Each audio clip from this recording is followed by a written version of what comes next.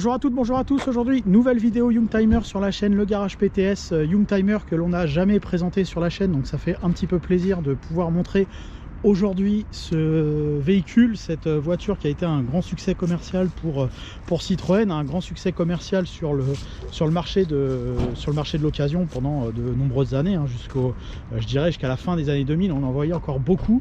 Là aujourd'hui, c'est une voiture qui a totalement disparu du paysage français et européen sur la route, donc ça fait plaisir, ça fait du bien de pouvoir en montrer une.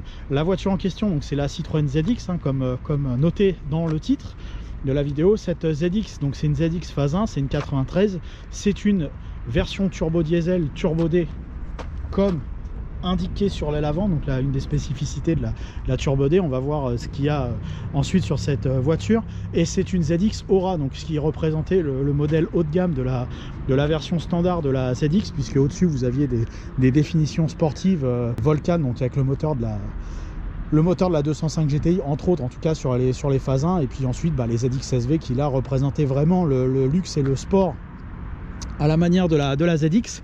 Donc la ZX a une carrière relativement longue. C'est une voiture qui était un nouveau modèle dans la gamme, puisque à l'époque, au début des années 90 et à la fin des années 80, il n'y avait pas de compact chez Citroën, c'était un trou. Et du coup, donc ils ont lancé cette ZX. La dernière compacte de chez Citroën, c'était la Citroën GS. Et ensuite, ils n'avaient pas remplacé la voiture. On avait la BX qui était la gamme supérieure, hein, qui était la concurrente de la 405 et de la R21. Donc c'était vraiment la berline.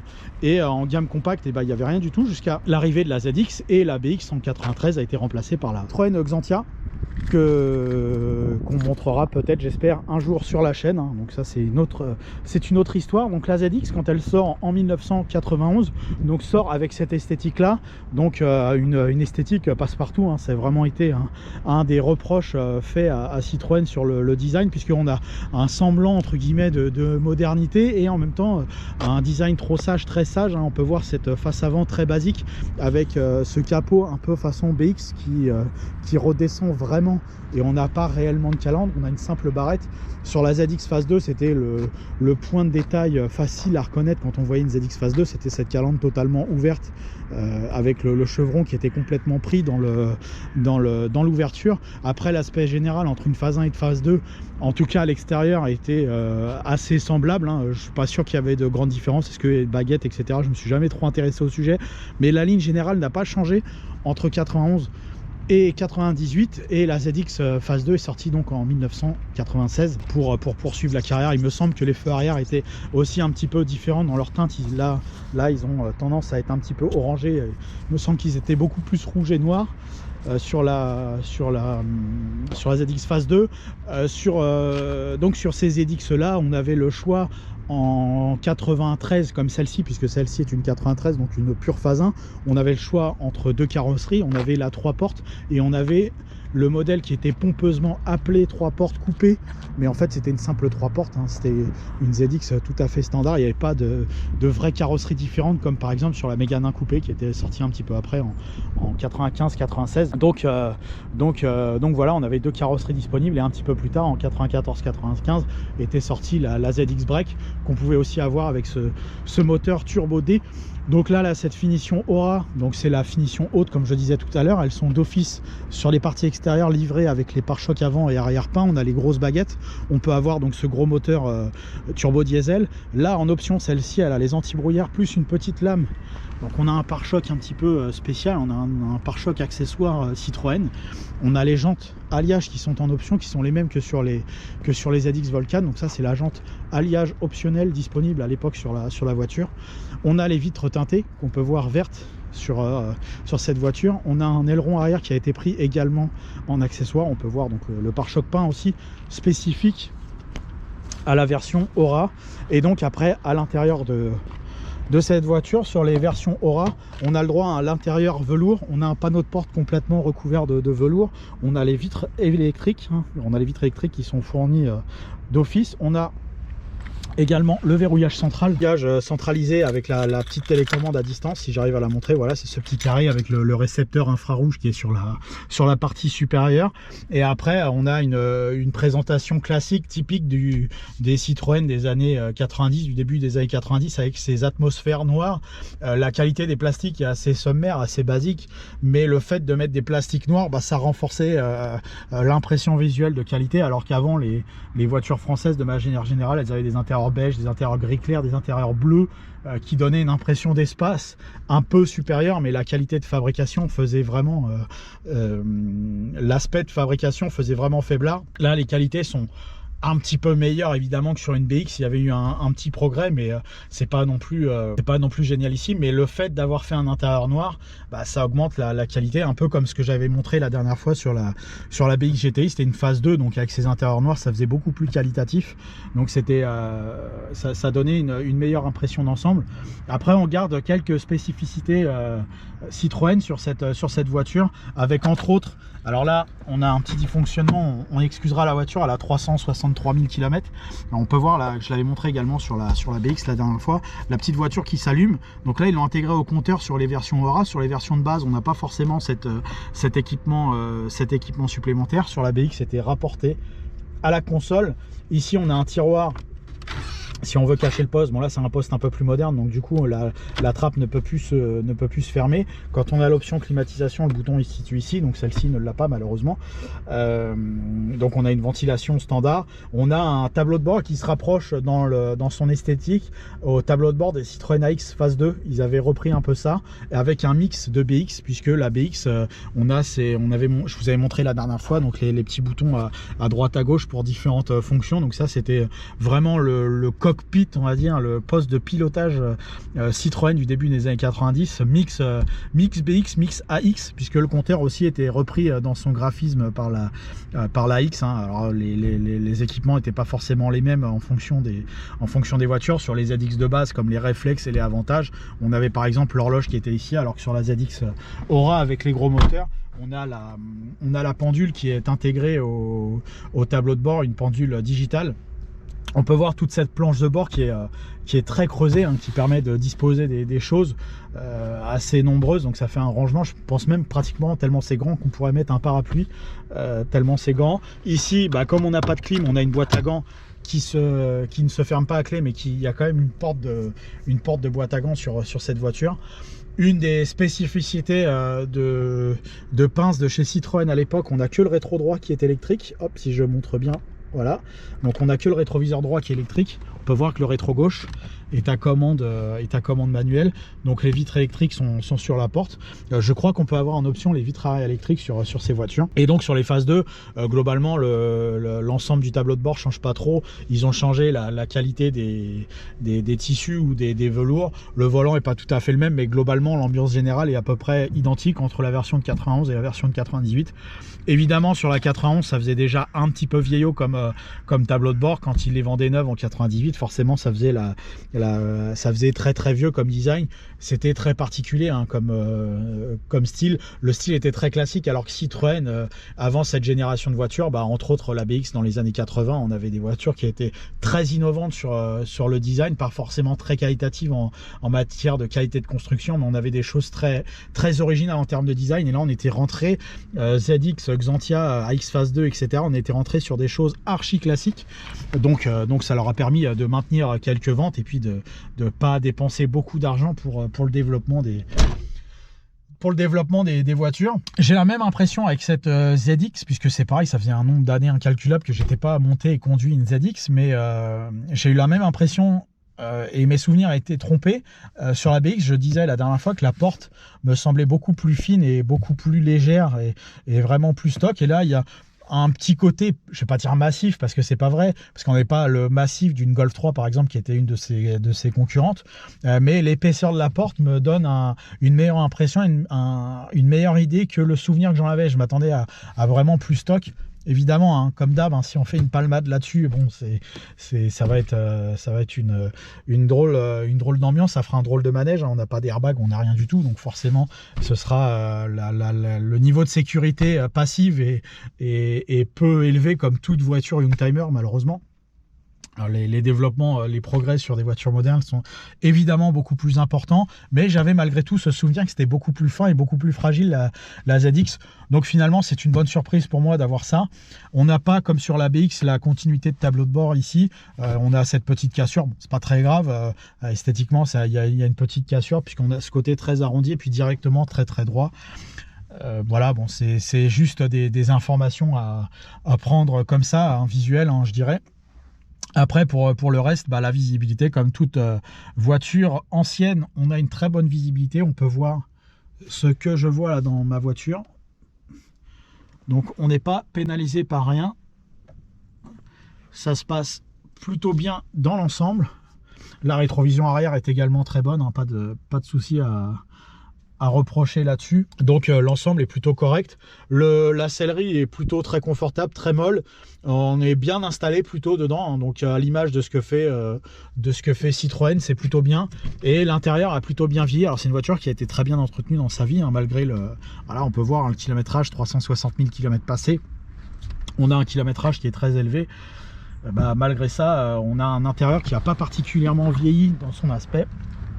Mais c'est parce que c'est une voiture qui a été, je pense, très bien entretenue dans sa vie, parce que même voilà, la qualité du siège, les mousses ne se sont pas affaissées ni rien. Quand on rentre à l'arrière, il y a quelque chose qui m'a assez marqué, c'est cette pente sur le toit. J'ai failli toucher avec ma tête. Il faut vraiment beaucoup baisser la tête pour pouvoir accéder à l'arrière de cette voiture. Si on fait pas gaffe, je pense qu'il y a un tas de personnes qui se sont cognées la tête dedans, dans cette voiture. Et après, la position, la place disponible à l'arrière de cette voiture est assez étriquée, je dirais. Malgré tout, on a ce retour, ce creux, le siège est assez épais, et grâce à ce petit creux, le genou passe, ça passe pile en dessous, ça a été prévu pour. Et également, les chaussures passent en dessous le siège, donc tout a été prévu pour. Donc ça, c'est plutôt bien. Comme d'habitude, le siège est réglé pour ma position de conduite, et sur cette ZX, le siège n'est pas réglable en hauteur. Et j'ai oublié de préciser, sur la ZX, la petite poignée rouge que vous avez sous le siège permet de... Non, la poignée rouge permet d'ouvrir le capot, mais la poignée est juste à côté pour régler le volant, et le volant ne se règle que en hauteur sur cette voiture. Après, le confort de la banquette arrière, pour en revenir sur la partie arrière, est plutôt agréable. On est bien installé à bord. On a une position à l'arrière où on est surélevé par rapport à l'avant, donc pour les gens qui ont des problèmes de vomissement, bah, c'est toujours mieux, c'est toujours agréable. On a globalement une visibilité correcte, hein, sur la partie arrière. Là, on peut voir, là, c'est ce que je vois, donc grosso modo, on est au-dessus de l'appui-tête, donc c'est plutôt bien. C'est pas désagréable à l'arrière de cette voiture. Évidemment, à 5 c'est plus compliqué qu'à 4, mais à 4 on pourrait voyager tout à fait correctement dans celle-ci. On a un petit cendrier à l'arrière, on a sur la Aura des petits haut-parleurs dans les portes, donc on a des haut-parleurs de partout, cendrier également à l'avant, donc on a une voiture qui est plutôt complète. Et le coffre, ah oui, autre spécificité de ces ZX haut de gamme, on a la banquette arrière qui est coulissante, on a une petite poignée ici, et on peut coulisser la banquette, hein, à la manière des Twingo de première génération Modus. Sur une ZX de 1991, on pouvait également s'offrir ce petit plaisir.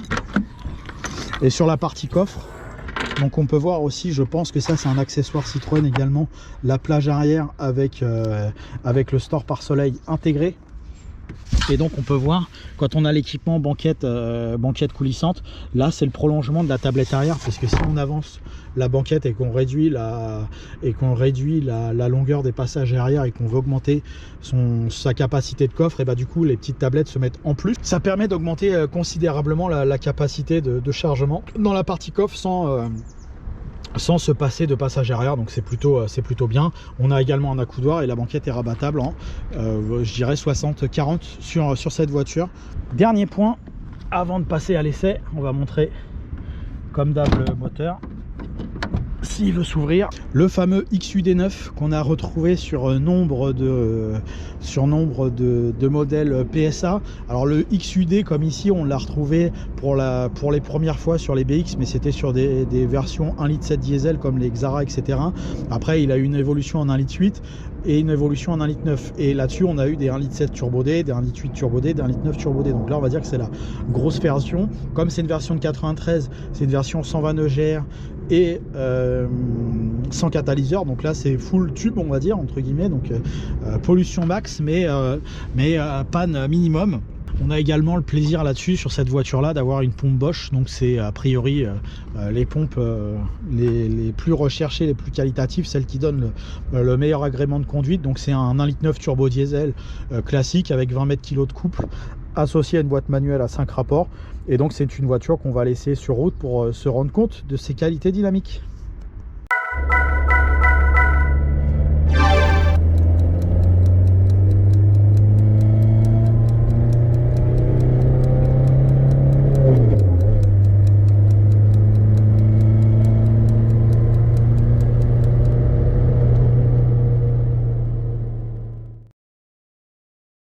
Voici donc au volant de cette ZX Turbo Diesel de 93. Donc évidemment, le premier truc qui nous marque quand on prend possession d'un diesel de 30 ans d'âge, c'est son niveau sonore relativement élevé, qui est beaucoup plus élevé qu'une voiture évidemment moderne avec les injections directes. C'était l'un des progrès entre autres, quand j'avais fait l'essai de la 406 de HDI, donc qui était la première génération d'HDI chez PSA, le niveau sonore était beaucoup moins élevé et il y avait un petit peu moins de vibrations. Là, malgré tout, malgré le kilométrage, il n'y a quasiment pas de vibration, mais il y a ce petit côté vibratoire entre guillemets d'un ancien diesel. Donc ça, c'est la première chose. Par contre, la deuxième chose, c'est que direct, comme ces voitures, ces vieux diesel, on peut conduire, c'est même pire que sur le couple, puisque à 1300 tours, 1400 tours, on passe les vitesses. Là, mon rond-point, je le prends en 3e à 30 et c'est sans aucune difficulté qu'elle s'avance. Il n'y a même pas particulièrement d'intérêt finalement de monter dans les tours minutes. On peut la conduire comme ça en 4e à 50 sans stress. Et on n'est pas particulièrement mis en difficulté. On a un agrément vraiment qu'on retrouve d'une voiture d'époque. Alors moi, ça me déplaît pas, évidemment. Là, on va voir si on peut s'offrir la joie d'une petite accélération pour doubler un poids lourd comme ici, voir si la voiture galère ou pas, ou si elle se défend encore. Il y a une plage d'utilisation qui est beaucoup plus limitée. Le turbo, il se déclenche à 1800 tours, pas avant.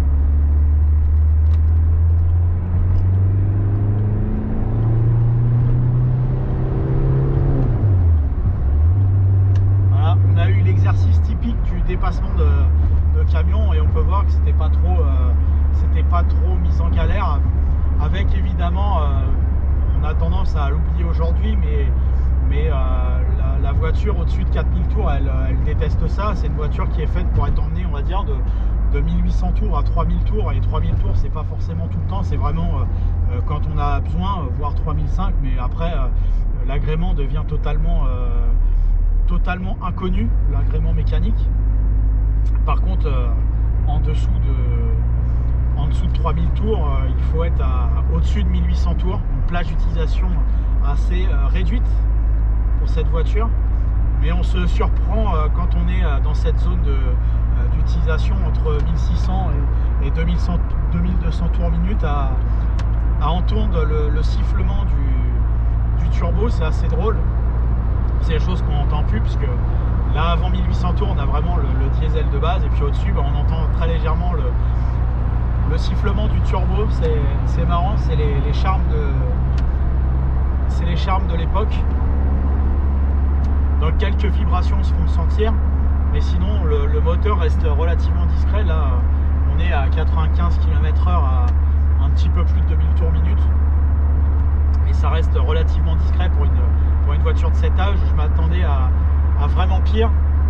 Pareil, les souvenirs sont un petit peu perturbés quand on perd un peu l'habitude de ce genre de voiture. Mais je m'attendais à vraiment ce que ce soit beaucoup plus sonore à l'intérieur de cette voiture à 90-100, mais finalement c'est encore assez correct. Évidemment, c'est pas le niveau sonore d'une voiture moderne, mais on garde quelque chose de tout à fait acceptable, alors que la boîte de vitesse elle est malgré tout assez courte.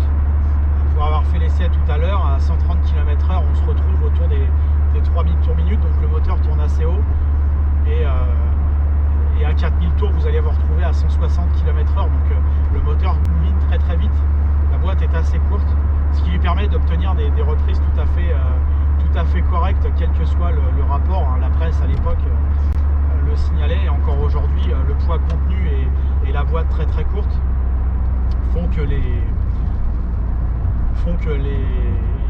reprises sont de très bon niveau. Encore aujourd'hui, ça se défend totalement, donc c'est plutôt bien. La tenue de route également sur ces ZX, elle est vraiment à son avantage. Elle faisait référence à l'époque.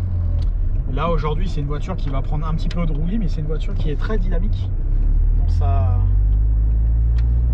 dans sa tenue de route. C'était très très en avance pour son époque. Je sais pas si on l'a entendu la caméra, hein, parce que forcément c'est toujours un petit peu difficile à détecter, mais faire siffler le turbo de cette voiture est assez facile.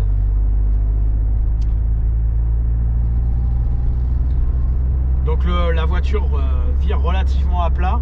Le train arrière à effet autodirectionnel de Citroën à l'époque, donc c'était un grand argument de chez eux, fait bien son travail. On a une voiture qui est assez vive, assez dynamique à conduire.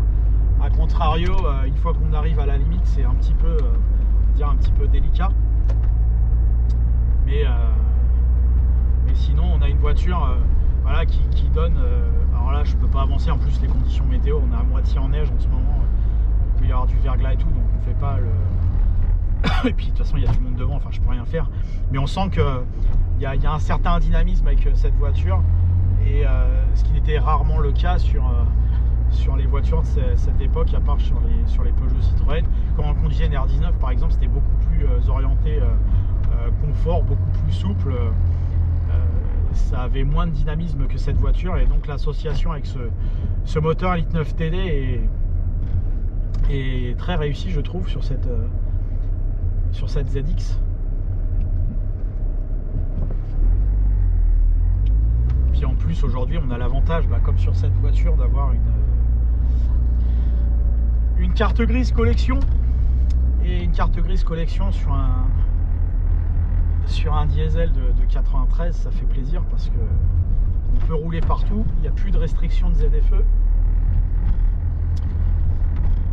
Ça pollue un petit peu, mais on a le droit de rouler. En plus, on a l'avantage des contrôles techniques tous les 5 ans. Enfin, finalement, si vous cherchez une voiture économique, évidemment qu'une ZX turbo diesel, ça peut être pas mal parce que c'est archi fiable.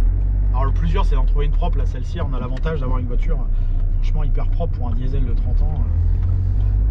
Voilà, c'est une voiture, franchement, si on fait 200 bornes, on peut les faire sans aucune difficulté. On n'est pas en panique, elle tient la route comme il faut. Le moteur, il marche bien et tout. Donc la plus difficile, finalement, c'est de trouver ça. Mais si vous en trouvez une bonne et que vous êtes amateur de voitures anciennes, c'est quelque chose qui se défend totalement. Vous mettez une carte grise collection là-dessus, il n'y a plus de restrictions sur les ZFE qui peuvent être assez embêtantes, on va dire. Aujourd'hui, ces voitures rentrent complètement dans ces critères-là. Et en plus, on a le contrôle technique tous les 5 ans. Et donc, c'est tout à fait envisageable. Hein, celle-ci est déjà équipée de sa carte grise collection. Les règles vous autorisent à le faire, donc vous pouvez en profiter. La consommation est également très très basse. Hein. C'est des voitures qui consomment en utilisation normale entre 5 et 6 litres, donc ça fait des performances de consommation de voitures diesel modernes de gabarit équivalent.